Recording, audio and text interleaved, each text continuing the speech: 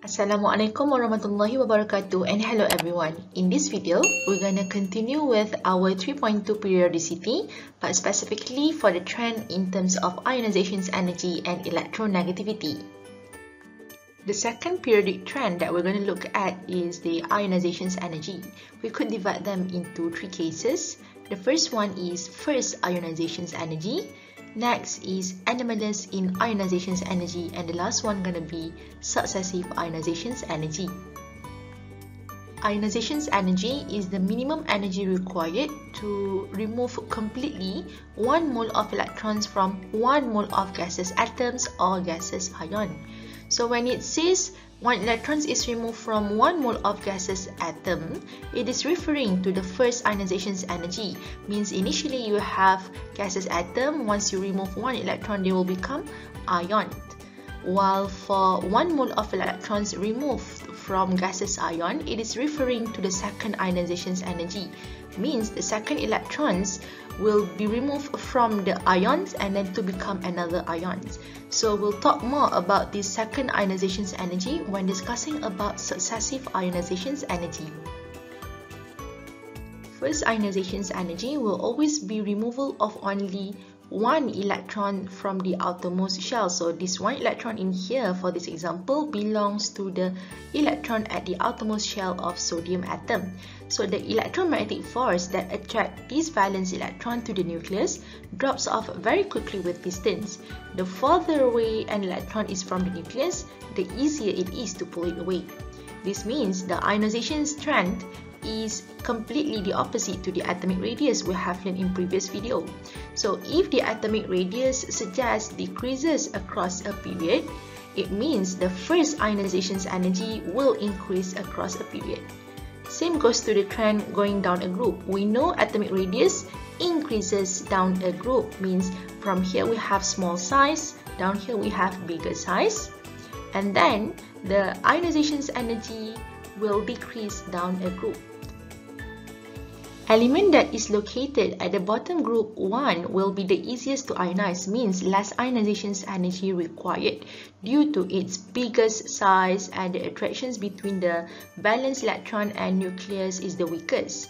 While the element located at the top of group 18 will be the most difficult to ionize. This is due to its smaller size and the electrons spend more time closest to the nucleus, means more ionisations energy needed. Therefore, ionisations energy increases up and right. As for the explanations across a period, the atomic radius decreases because increasing proton number will also increase the effective nuclear charge. So by having this higher effective nuclear charge means the stronger electromagnetic attractions will be, and also the distance will become closer. And then by having these stronger electromagnetic attractions makes it more difficult for an atom to remove the valence electrons, means more energy will be needed to remove the electrons. Hence, the first ionisations energy will increase across a period. When going down a group, the same explanations will be used as in across a period. Only for the first sentence will be different in here. So just now we talk about number of proton and also the effective nuclear charge. But as for down a group, we are going to use the number of shell increase as well as its shielding effect. So the rest of it will follow the opposite trend of across a period. So we'll continue with the distance between electron and nucleus increase. Therefore, the nucleus attractions towards the valence electrons becomes weaker. And lastly, it is easier to remove valence electron, hence less energy needed, which results in decrease in terms of ionisations energy. There are a couple of exceptions in the first ionisations energy trends. Let's say we take period 2 as an example. So we have lithium, beryllium, boron, carbon, nitrogen, oxygen, fluorine, and also neon. So the ionisations energy should increase as we across a period. So we could see the trend in here. So from lithium to neon, we're going to have an increasing trend of ionisations energy. But then we could see there are two anomalous cases happening between group 2 and group 13, between beryllium and also boron, and the other one gonna be between group 15 and 16, which involve nitrogen and also oxygen. So now let's see what makes this trend become anomalous like this. Beryllium with valence electronic configurations of 2s2 has greater stability than boron with valence electronic configurations of 2s2 2p1. So this is due to the 2p subshell in boron is at higher energy than 2s orbital in beryllium. So less energy is required to remove a single 2p electron in boron than in completely filled 2s electron in beryllium. Therefore, first ionizations of boron is less than beryllium. Next anomalous trend is between nitrogen and also oxygen. So nitrogen is located in group 15 with valence electronic configurations of 2s2 2p3 has half-filled 2p orbital, while oxygen, located in group 16 with valence electronic configurations of 2s2 2p4, has only partially filled 2p orbital. So, half-filled orbital is more stable than the partially filled orbital. So, by having greater stability, will eventually increases the ionisations energy, since it is more difficult to remove electrons in half-filled orbital than the partially filled orbital. So that's what the anomalous trend tried to emphasize. Therefore, first ionisations energy for oxygen is less than nitrogen due to the stability of half-filled orbital in nitrogen. The anomalies in ionisations energy do not happen only in period 2, just like we have discussed earlier. They occur in all periods. Here is for period 3. We could see there is some anomalous trend between Mg and also Al, group 2 and also 13, and then phosphorus and sulfur between group 15 and also 16. As for period 4, which involves the first row of transitions element, since the shielding effect takes place here is much greater due to 3d inner electrons, so the difference in terms of ionisations energy is very small, so you could only see a very small increase between these transitions elements. Elements can have successive ionisations energies for removing more than one electron. So we know the first electron being removed uses energy known as first ionization energy.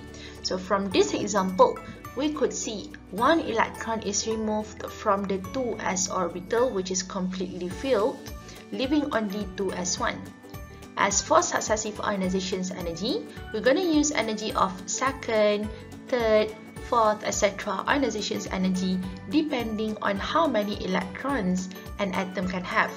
So for this beryllium, since we have electronic configurations of 1s2 to s2, means they are all together 4 electrons. Means this beryllium can have up to 4th ionisations energy data.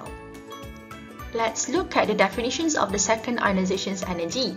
It is the minimum energy required to remove 1 mole of electron from 1 mole of gaseous ion. So starting from second ionisations energy to third, fourth, fifth, we are going to remove electron from ion, no longer the atom, because the atom here belongs to only the first ionisations energy. If you try to look at the value of this ionisations energy, a second ionisations energy will always be greater than the first ionisations energy and expected to increase, since the more electron you remove, the less stable it will become, just like this one, 1s1. 1s1 is very unstable. An element will have a huge jump in ionisations energy after you take the last one in the shell. So we could see our final shell is n equal to 1. So once we are going to take another electron from this 1s2, means we're going to expect a very huge jump. So if we could see from IE2 to IE3, we're going to expect the huge jump comes from these transitions, where we could have a difference in about 13,000 kilojoule per mole. This is because when you're about to jump into the shell that already achieved this stable noble gas configurations, the inner shell will really won't give you any more electrons.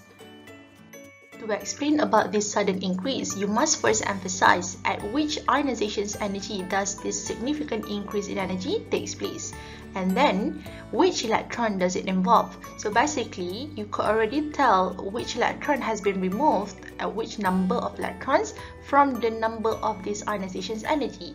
If you have first ionisations energy, mean one electron is removed. If you have third ionization energy, means the third electron has been removed. So you need to also emphasize on which orbital are we going to take the electrons out. So our explanation is going to be like this. There is a sudden increase between second ionization's energy to third ionization's energy. This is because the third electron is removed from the 1s orbital, which is the inner shell. That's it. That's how you explain this sudden jump happening during the successive ionizations energies. The data on successive ionizations energy can be used to determine the number of valence electron as well as the group of the element. Electronegativity is the relative ability of a bonded atom to attract the shared electron towards itself in a chemical bond. So by right, if we want to form a chemical bond, it is much easier if the size of atom is small, because the electron will spend more time closer to the nucleus. So if we relate to the ionizations energy trend we have discussed earlier, we could come to a conclusion that electronegativity increases across a period and decreases down a group. Therefore, electronegativity increases up and right like this. In terms of explanations regarding the trend across a period or down a group, there won't be much difference from the previous trend we have discussed, like size of atom or ionizations energy. What matters is the conclusions that you're going to make. Since we are talking about the electronegativity, means your conclusions must be based on the electronegativity definitions. So we'll start across a period. We are talking about the size of atom will become smaller due to the number of proton increases as well as its effective nuclear charge. So for this explanations for electronegativity, you don't need to include the nucleus attractions and stuff. Simply says about the ability of an atom to attract the shared electrons towards itself will increase. So basically, this is the definitions of electronegativity. So you change the nucleus attractions to the ability to attract shared electrons. So once the ability to attract shared electron increases, means the electronegativity increases across a period. When going down a group, the same explanations will be used as in across a period, only for the first sentence here will be different, which is the size of atom increase because number of shell increase as well as its shielding effect. The rest of it will follow the opposite trend to the across a period trend, where we talk about the ability to attract the shared electrons toward itself because the size becomes bigger, means the ability decreases. So once the ability decreases, that's why the electronegativity decreases down a group. Thank you for your attention. That's all for chapter 3.